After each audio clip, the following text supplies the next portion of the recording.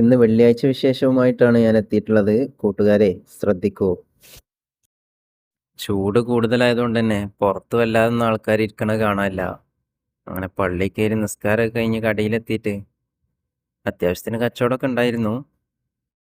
അങ്ങനെ ചെറിയ തിരക്കൊക്കെ കഴിഞ്ഞിട്ട് ഞങ്ങൾ ഭക്ഷണം കഴിക്കാനുള്ള പരിപാടിയിലാണ്. ഭക്ഷണത്തിന് ഞങ്ങൾ ഡ്രൈവറും ഉണ്ട് കൂടെ. വെള്ളിയാഴ്ച ആയതുകൊണ്ടാ തോന്നുന്നുണ്ട് അയൽവാസി കടയിൽ ഇന്ന് പണിക്കാരൊന്നും കാണാനില്ല.